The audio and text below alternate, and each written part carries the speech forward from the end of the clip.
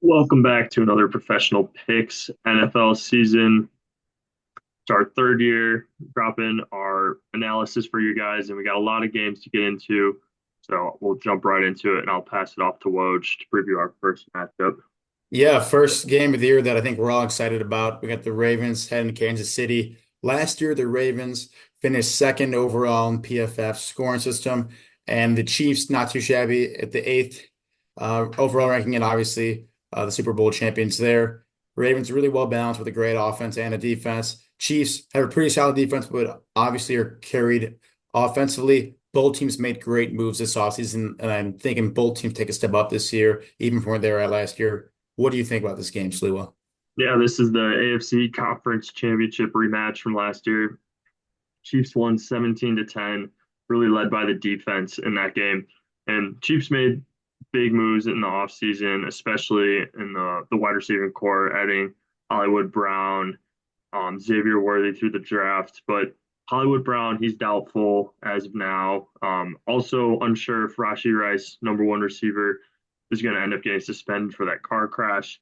Yeah. So, I mean, originally this spread was a little head scratching to me.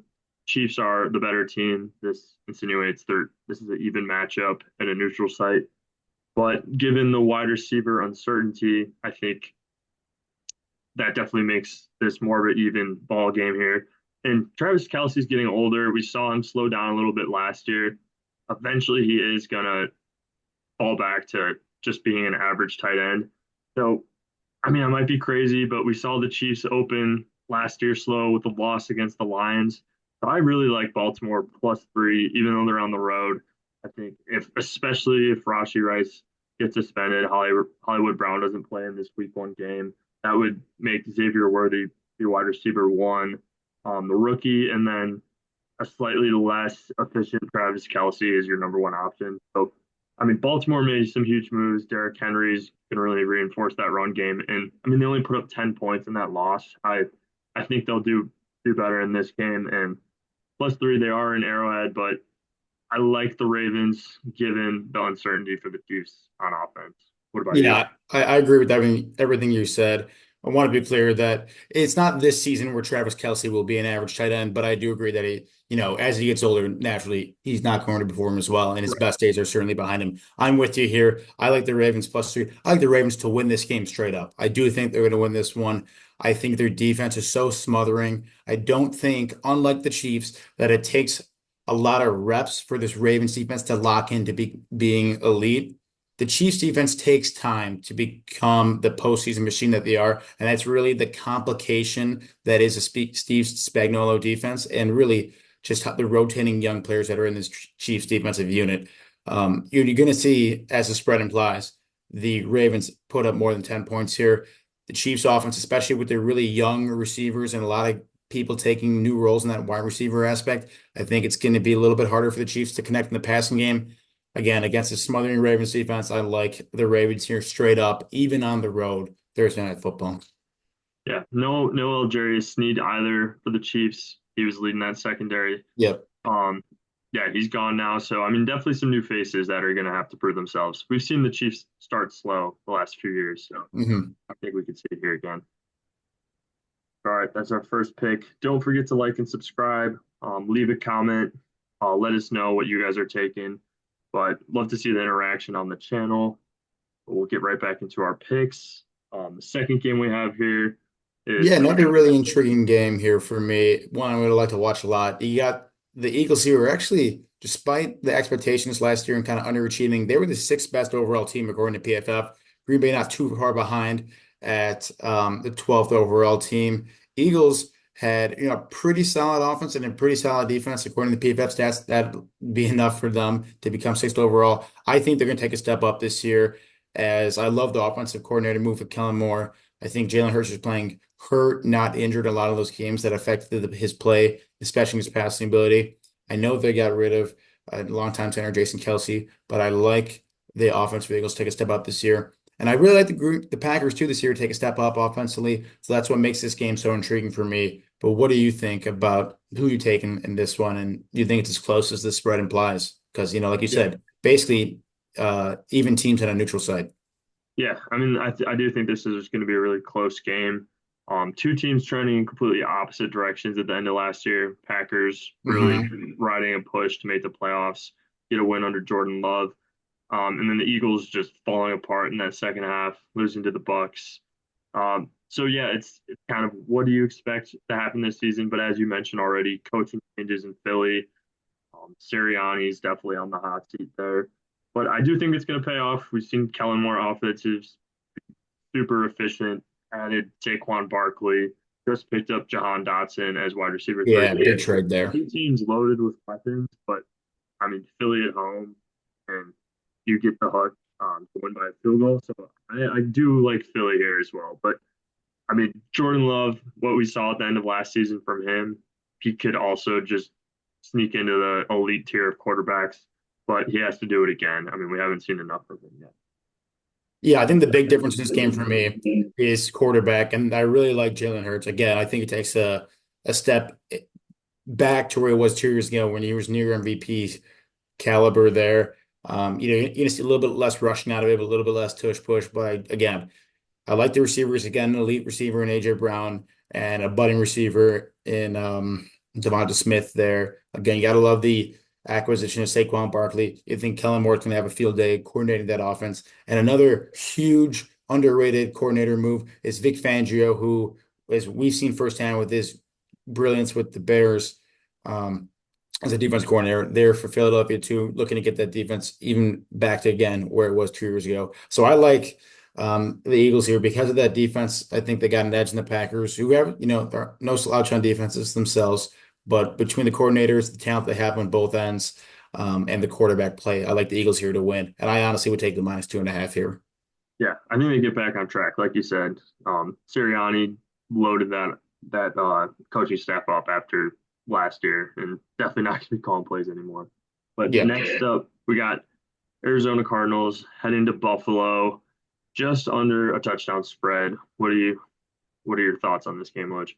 Yeah, it's an intriguing one for me because in my mind, these are two teams trending in the opposite direction. Obviously, the Cardinals had a pretty coveted pick in the draft, got Maserati Marv out of Ohio State at wide receiver, which they desperately needed. But they're trending up just because Kyler Murray was hurt a lot of the season, and he's, a very well-paid quarterback that plays well when he's actually playing. Trey McBride at tight end, James Conner running back, plenty of weapons there in that offense. It's the defense that has been really abysmal for um, the Cardinals, last place by a wide margin in PFF defense last year, which is why you get such a high spread for the Bills. But I think, again, the Bills trending down, obviously, their defense is not quite what it used to be in that elite caliber of defenses, and the loss of Stephon Diggs cannot be overstated here.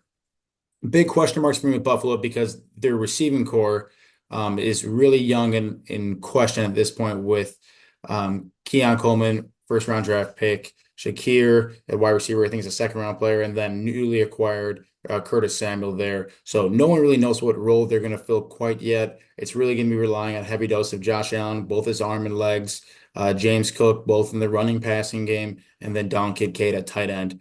Honestly, I think with those three offensive players, it's probably enough against the Swiss cheese Cardinals defense. But I wouldn't be surprised this game's a little bit closer than we think. 6.5 is a little rich for my liking. But I do think the Bills, with the edge on defense, the top 10 defense last year, have the win at home. Now, will it be by touchdown or more? That's one I wouldn't take. I think I smell a backdoor cover here. Yeah, I like the Cardinals plus 6.5. I know they're on the road, but they were 3-5 with Kyler last year. They got better, and they were 1-8 without him. So really, just not a competitive team. But I mean, Kyler is a good quarterback. He's small, so he has to deal with injuries. But coming in fresh into the season, I mean, he's going to be at his best. You already mentioned Maserati Marv, Trey McBride really exploded at the second half of this last season. So I do think this Cardinals team is going to be much more competitive than they were last year. They already were in those few games with Kyler versus the games without him. So I do like the 6.5, but I almost like the total going over. Hmm. Josh Allen, touchdown machine, 44 total touchdowns he accounted for last year. I know they dropped the weapons, but this Cardinals defense isn't great, and he doesn't play conservative no matter what. He's gonna either turn the ball over, which is gonna be a quicker score for the Cardinals, or he's gonna score and just will this team. to victory. He's going to have to do it all this year. And Tre'Davious White's gone on the Bills. You got Damar Hamlin slated to start at safety. So this Bills defense isn't quite what it was last year, or really even close to the same level. So I like the over, even though it is a high mark for week one. I like that too. It's a great call. All right, next up, not as great of a matchup. Largest spread of the entire week one slate. You got New England heading to Cincy. Yeah, not much for me to say about this one. New England is struggling basically everywhere offensively. They got just about the worst offensive line, if not the worst offensive line of the league this year. They were a bottom five pass blocking unit last year. Run blocking wasn't all that much better, but it certainly wasn't that caliber of deficiency. But who is, Drake May, rookie quarterback? First of all, how is he going to play himself? No one knows that. And then who's he even going to throw the ball to? Who's going to run the ball for that offense? This Patriots team is projected by all the books and all the pundits to be the worst team in the league. And that's just what I've seen, at least on paper, with the guys they have in their roster. Now we'll see what rookie head coach Rod Mayer can do. One of the guys that's really well respected in this league, especially for his defensive prowess. But I just don't see them hanging with the Bengals this game. The Bengals should win this one easy. I think you're going to see the Patriots offense really struggle this game. Yeah, I mean, they actually also just announced Jacoby Brissett is still going to be the starter for week one. Okay. I think actually He's that made, plays in their favor.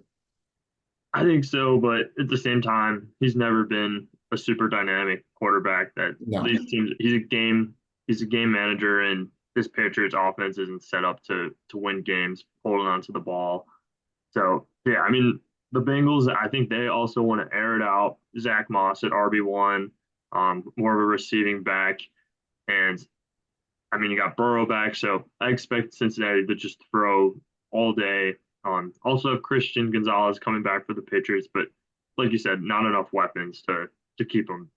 Yeah, I mean, Gonzalez is a great cornerback, and you can't shut down Jamar Chase, but you can slow him down. Christian Gonzalez can do that. You still got T. Higgins there. You mentioned Zach Moss, a good receiving back. Don't be surprised to see a lot of Chase Brown, or at least some of Chase Brown in both the run and the pass game there too, as he's getting a lot of praise out of camp. But I'm with you. There's not enough talent on this Patriots team right now to, I think, overcome a Bengals team who this is probably their last year with the current team as is, and at least offensively with all the weapons they have at wide receiver, and they got to make things count now. Absolutely. Got to Yeah. win games like these at home.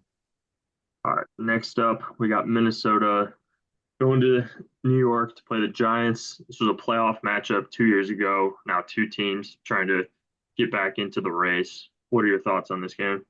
Yeah, originally I looked at this line and I thought, Sam Darnold starting at Vikings quarterback, like why would I not take the Giants to win this game?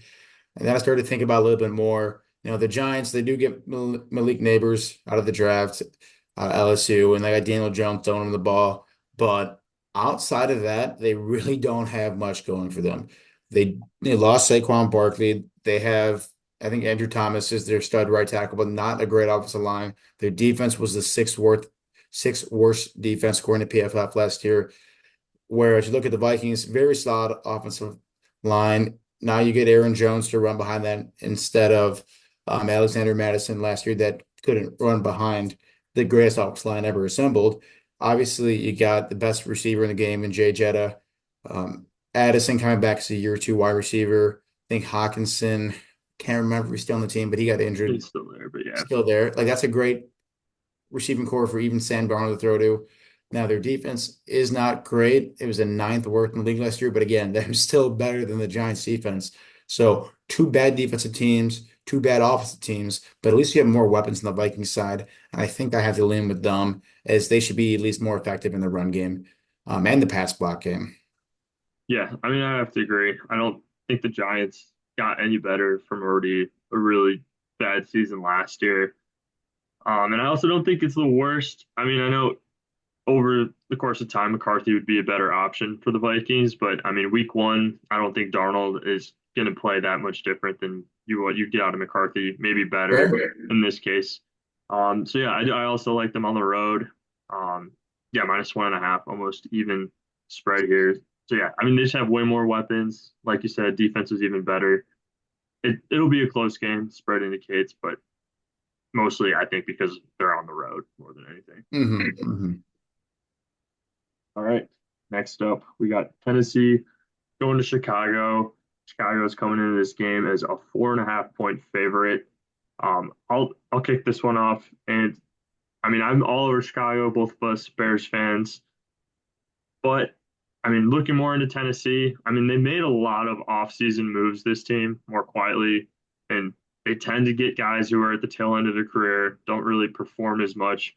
But this team's going to look brand new. Just in the backfield alone, they added Quandre Diggs from the Seahawks. They added Algerius Sneed, and then they also got Awuzie from the Bengals. I mean, outside of Diggs, these guys aren't that old. I think they're still going to be effective. And this Tennessee team should be a lot better. Got J.C. Latham in the drafted tackle. So, I mean, originally I was all over the Bears, but the more I look into this game, I think it's going to be closer than I expected with rookie Caleb Williams starting quarterback. What do you think? Completely agree. Again, can't iterate enough. Bears fans here, and we were all over this and looking forward to the first game of the season. But I do think the Bears and the Caleb Williams hype, it's a little bit too much right now for me to think the Bears are going to come in here and steamroll this Titans team. While this Titans team is poor, and last year they did have statistically the worst offensive line in football, which is why you saw such a decline from Derrick Henry. These two teams are very similar last year in terms of PFF grade. Titans 26th overall, Bears 27th. And again, both teams made a lot of moves. The Bears were just much more publicized because of the Caleb Williams pick and because of the hard knocks. Like you said, a lot of great guys on the both offensive and defensive end acquisitions in the offseason. You didn't mention Tony Pollard at running back too, Calvin Ridley at wide receiver alongside DeAndre Hopkins and Tyler Boyd. Again, guys that more the tail end of their careers, but veteran head coach Vrabel is going to make the most out of this. Still got stud and probably the best defensive tackle, Jeffrey Simmons. These guys got playmakers, and more importantly, I believe always in the head coach of Mike Vrabel. These guys are going to come out ready to play, and they're going to throw some exotic schemes out of Caleb Williams that hasn't seen a full speed NFL game for 4 quarters yet, and that concerns me. I do want and hope and think the Bears will win this game, but the Titans plus 4.5 seems way too juicy not to take. I'm with you all over this. And Yeah, Will Levis coming in second year, like he will be able to build upon what he had done last year. No one had that high of expectations for him this year, or sorry, last year. And he played solid. He had some games where he made a lot of mistakes too. But you expect him to take a step up this year, and they put the weapons around him at wide receiver to make that happen. yeah. I mean, correction, no more Vrabel for the Titans this year. Oh, thank you. Yeah, Thank you. yeah. I I mean, just I I don't can't I believe don't he's think it makes. unemployed. I know. I think same deal as Belichick. I mean, two great coaches. I think Ryan normal Callahan. cycle. Ryan Callahan. But yeah, I think nonetheless, I mean, like you said, two teams made a ton of additions, but Tennessee just less publicized, and that's kind of always been the case. I don't want to live in a world where Bill Belichick and Mike Vrabel are not employed as a head coach. That one hurts. Yeah, new world, but I mean, okay, maybe next year. It, Uh, for their next sake. Yeah. next matchup, our first divisional matchup on the slate, we got NFC South, Carolina Panthers going up against the Saints. In my eyes, I mean, I'm not super personally interested in this one, but Nope. what are you looking at as far as this one goes? Yeah. I mean, every week you can't, or every week one of every season, you can't just base off what you think is going to happen based on the prior year. And if we're talking about this game last year, yeah, the Saints won this one just because the Panthers' offense was so abysmal, especially because Bryce Young wasn't playing well. You can't just assume that's going to happen this year. While you can maybe guess it's going to happen, part of me thinks that because it's a divisional matchup and just because Bryce Young was drafted so highly that they almost have to take a step up this year and look a little bit better. I wouldn't be surprised if the Panthers win this game. I'm not expecting them to, but again, not a game I care about watching too much. But just now, you still have Thielen, who played pretty well last year, gets another year under his belt and trending in the wrong direction. But Deontay Johnson, a wide receiver, pretty stacked or pretty crowded running back room there with a lot of guys that could potentially do well in the Panthers backfield, whereas crowded backfield with the Saints, but I don't like the direction that Kamara's heading. He's really only valuable right now in a PPR fantasy league because he gets 10 catches that average 2 yards a catch every game. You're gonna need to see Derek Carr play well, and he really didn't do a ton of that last year. So Bryce Young could step up. I think this is their game to cover for sure, but potentially win. There's going to be an upset in week one. I think this could be one of them. I think so too. I mean, yeah, like you said, if we're going off of last year, I think you roll with the Saints here, probably even take the under. But I mean, it's another season. Both of these quarterbacks going in their year two with the franchises. A lot can change. I mean, not a lot changed on the Saints roster too. They're hard locked by the cap right now. So yeah, I think the Panthers could at least have more room for improvement than the Saints do. That's how it is. All right, next matchup, we got the Pittsburgh Steelers heading to Atlanta in another game that indicates an even matchup on a neutral site. I personally don't agree with that. What are your thoughts on this game with Atlanta -3 at home? Yeah, this is giving me trap game a ton because I'm with you. Like we're looking at these two teams, and Atlanta seems like the better team by more, like just the better team. Again, spread implying even matchup here. You see some really poor quarterback play in the preseason from both Justin Fields and Russell Wilson here. I don't know why it's -3. It doesn't make sense to me that it's -3. If I were to take one of these two, I think I would take the Steelers +3 just simply because it doesn't make too much sense. Steelers quietly, even throughout injuries, put up the seventh best PFF rated defense last year. The Falcons not too far behind at 12. You see that their offense for the Steelers wasn't all that great, but these two teams finished right next to each other last year, 16 and 17th overall in PFF. The Falcons, the slight edge. The Pittsburgh Steelers are going to win at least 9 games a year under head coach Mike Tomlin. They're going to win some games they might not.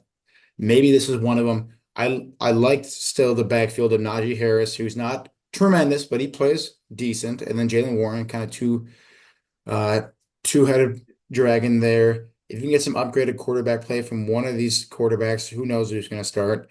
You got a chance to beat the Falcons. I don't understand it, to your point, but the Steelers have a really solid defense and a huge X factor with TJ Watt. And I think their defense comes to play and gives them a shot to beat the Falcons here, who are still um, a brand new team in a lot of regards here, with especially on offense with a quarterback and head coach and everyone calling plays in between. Yeah, I think that's probably more the reason than anything. On paper, Atlanta looks way better, but yep, new head coach, Kirk Cousins coming off the injury. You do have a solid O line in Atlanta, but I mean, we'll see if he is the same quarterback. Still a pocket passer, so I don't think it should affect him as much as No, maybe like a Lamar. But we also have the Arthur Smith rematch in week the one. revenge game, yeah. So maybe that plays into it here. But yeah, I mean, I don't feel great about it, but I think I would have to lean. Yeah, it just doesn't make sense. Right. Maybe I'll fall in the trap. But hey, Public did great last year. The public did do well. It was crazy. Yeah. Vegas will So be back with a vengeance. yeah, true. I mean, we'll find out. We got to catch the trend early.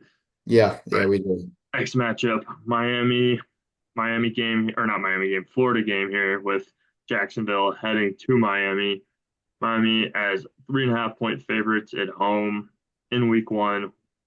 What are your thoughts? That's right to you. Yeah, Miami was tremendous last year with the third best overall ranking in PFF. I lean on that heavily as I have all video, but I really respect these stats. The Jags really underperformed for me last year, being the 23rd overall team despite being 9-8. They really dropped the bomb last year. I think they were 8-3 and kind of on pace to be the number one seed in the AFC at a certain point, or at least top seed there. And then the wheels fall off. I like them to get back on pace this year. But I do not think they're the same caliber as a fully healthy and a fully fresh Dolphins team. We always talk about Tyreek Hill getting 1 year older, maybe one step slower, still a beast. And what I'm really impressed with in this Dolphins offense is the speed of him, obviously, but then Jalen Waddle too. We all know about Devon Achane, running back here. I think I love the offense and just the well-oiled machine, Mike McDaniel team for the Dolphins more than what I've seen the Jaguars thus far. Again, Jags, a lot of weapons too. Love their wide receiver first round pick to really bolster the offense, but just not enough yet for me to take the Jags money line. I could see them covering +3.5. Still think I lean Dolphins. but I think these are two good teams and two playoff teams this year.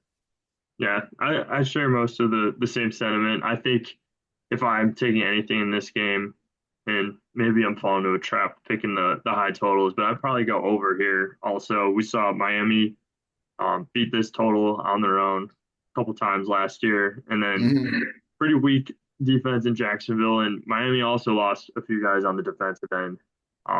Christian Wilkins being the big one, but and in the linebacker room. But yeah, I think I like the over here. Like you said too, Thomas Jr. coming to Jacksonville. And correct me if I'm wrong, but I thought Christian Wilkins left. He did. He might still be there. Okay. He's in But, Vegas now. but yeah, I mean, I don't think Dolphins defense is gonna be as great, and this is just an explosive offense. And I kind of think about Jacksonville in the same way, just more of the light version. Well said. I agree with that.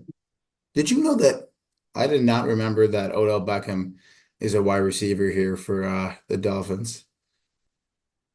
To be honest, I didn't know that either. I had no clue. He's fallen off my radar. Oh yeah, I mean, like who really cares about him? It's just he's just not a new Yeah, team every year. But funny this story. Dolphins defense, well, I think people forget the Dolphins defense last year finished at PFF #4 overall. They were pretty scary. I know they lost Wilkins, but they still got some great guys like Jalen Ramsey, Javon Holland at free safety, Jordan Poyer, who I love from That the was Bills, actually a good one. strong safety, Kendall Fuller pretty well at cornerback. Bradley Chubb, who was pretty solid there at kind of he's an outside linebacker, but in the 3-4 system, he's a pass rusher. Jalen Phillips was great at the other outside linebacker, pass rusher position. Calais Campbell at the legitimate DN spot. I think they got a lot of names who, getting older, but a lot of really good talent there. I want to say that Vic Fangio was their DB or DC last year, so losing him might be That's a pretty pretty big small. deal, but I still Yeah, got a but lot. we'll see. Yeah, not at least a Swiss cheese defense by any means. No, no, Yeah, no, a lot no. of big names, but we'll see how it all Yeah, pieces together. it was Vic Fangio last year. Thanks for moving on, but it was Vic Fangio. Next matchup, another divisional game, and this is actually one of my more favorite matchups of the entire week one. AFC South game here with the Texans coming in as a 1.5 favorite on the road against the Colts. One of two games with a road favorite in week one. And I'm going to just jump into this one. I'm all over the Colts money line plus 108. Colts were fifth in the NFL in sacks last year, pretty quietly. They added Latu in the draft, who was arguably the best pass rusher. And we really saw Stroud struggle last year, more of a pocket passer against the rush. Um, they do have Tunsil, but not the strongest O line in in Houston. And I also think, I mean, everybody's hyping up this Houston roster, how well they did last year, especially the wide receiver room, Collins, Dell, Stephon Diggs. But I don't think the Colts are too far behind with Pittman, Downs, and then adding Mitchell through the draft. I think this team could easily win this week one matchup. And I mean, the spread is pretty close to even. But with Richardson last year, the Colts won this game between Stroud and Richardson in their first NFL matchup. So, I mean, I like the Colts a lot here at home. I think getting them plus money is an absolute steal. I know the Texans are good. They made the playoffs. DeMeco Ryan's great head coach, but I think the Colts are kind of on the same train. And as long as Richardson's healthy, they'll be just fine at home. Yeah, I really like a lot of the points that you mentioned, and I kind of sense a trap line with this one as well. People are going to see these two teams and judge them based on their performance last year. Obviously, Texans far exceeded expectations with their playoff performance and appearance as well. And the Colts didn't do very well, but they also were without Anthony Richardson much of the year. I hate taking road teams against divisional opponents, especially when the spread's this close. I'm with you with the Colts here. Sneaky, um, we're getting pretty close to an elite defense there. Gus Bradley does a great job of coordinating that unit. They don't have the stats in PFF rated to justify that elite, near elite defense status, but they have been one of the toughest teams to put points on when they're healthy. And I think they got a really staunch front seven, especially. Now it's gonna their secondary is gonna be put to the test, like you said, really solid wide receiver room for the Texans. But If that secondary can hold up and really play bend, don't break, especially if they can get some pressure on the quarterback, like you mentioned, I think this is going to be a wildly entertaining game here. I think I might take the under. I think 48 and a half is a little high compared to what I think both these defenses can do, especially being a divisional matchup. Guys come out with a little more intensity. But I'm with you here. I like the Colts to win this game too. Yeah, I like it. All right, getting close to the end here. Got a few more games to go through. Got the Raiders going to the Chargers. Both teams disappointing seasons last year. Some head coaching changes. Seeing Antonio Pierce kind of pick up the slack for the Raiders last year, and then Harbaugh making his debut for the Chargers here. Not another matchup that I'm super interested in, but what are your thoughts with the Chargers opening at minus 3.5? Yeah, I'll keep this quick, like you mentioned. Only a few games left here. Again, it seems like trap game to me. Raiders, really quietly a top 10 defensive unit last year. Like we just mentioned, they got Wilkins in the D line to pair up with Max Crosby there. That D line, as obviously he's one of the best pass rushers in the game. Chargers team, while they did get Joe Alt, not a great offensive line. They lost Keenan Allen, kind of searching for an identity with the wide receiver one. They lost. Austin Eckler running back. Their defense is getting old. They really only have Derwin James there to lean on. Khalil Mack getting old. I think they've Garner Minshew, like we said, I think it's better that Garner Minshew starting here. Kind of similar situation to Sam Darnold in Minnesota, where he's probably going to be better than Aiden O'Connell early on.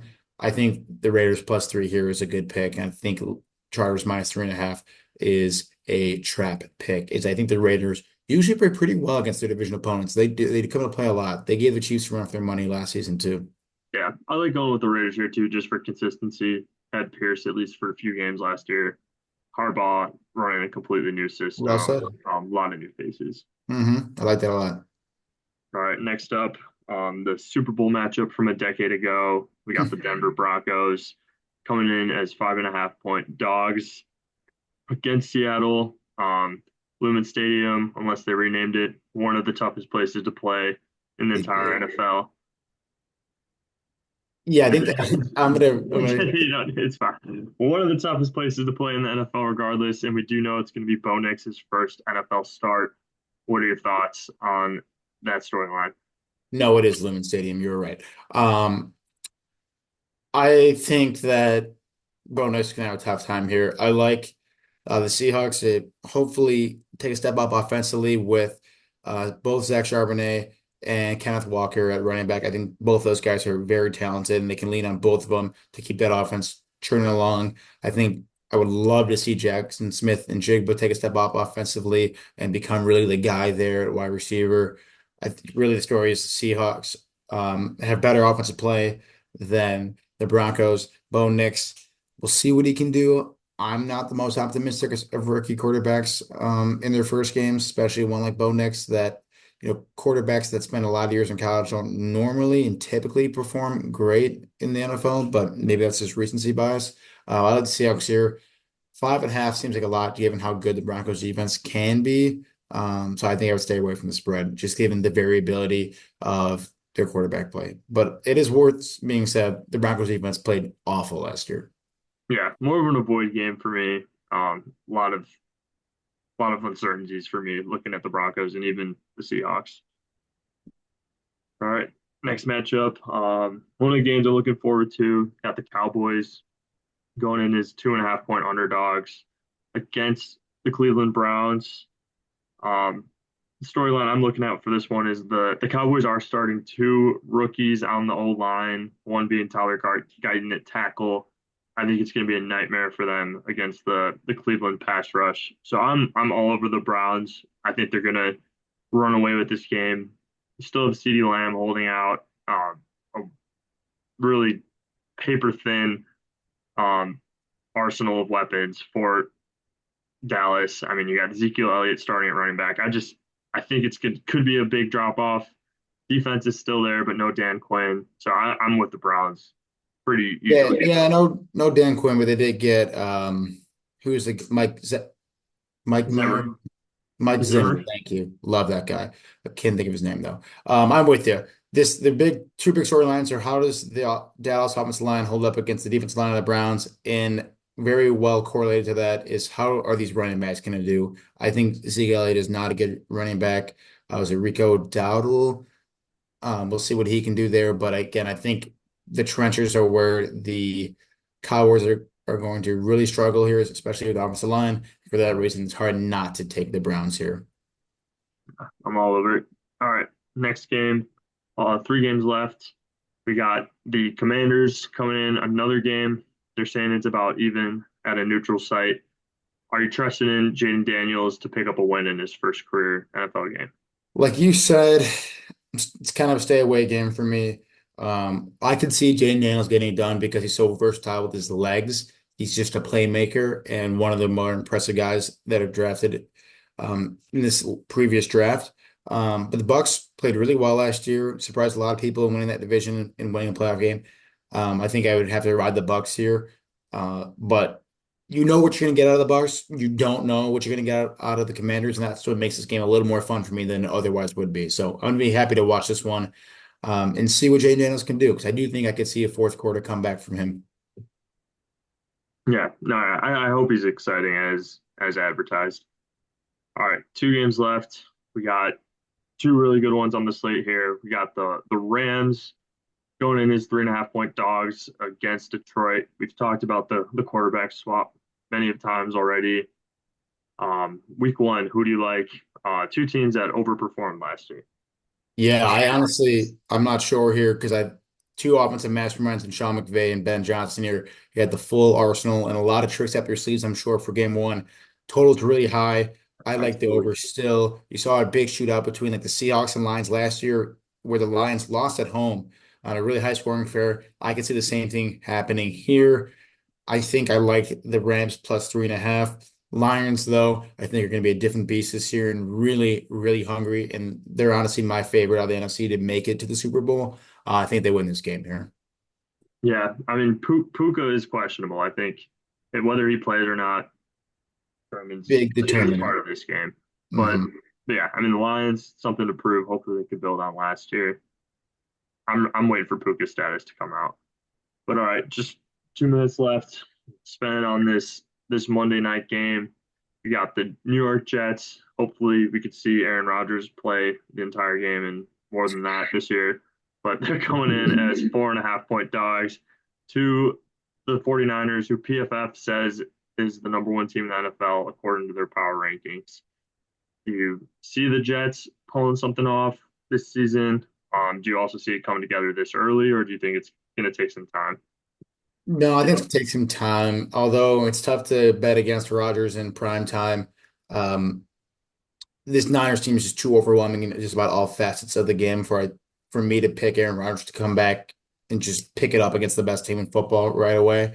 While Brock Purdy is going to have his hands full with his defense, I like the 49ers to win. Again, same thing I just mentioned with Ben Johnson and McVay.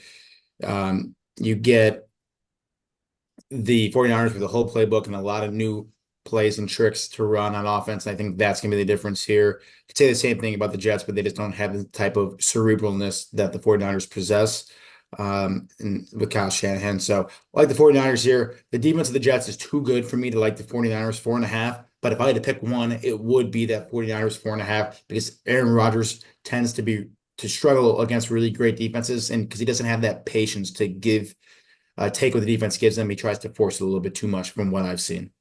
Yeah, for that same reason, I like the under in this one. The Hmm. Jets defense lives up to what they were last year. Same with the Niners. Insane. Um, Insane. just thinking the Jets take a little bit to get going on offense. I really like the under in this Monday night matchup. Well said. I like it too. Number one and number three defensive teams in the league last year. Jets being number one. I think the Jets even take a step up defensively this year. They're just scary, scary good. Yeah, love it. All right, that's it for this week.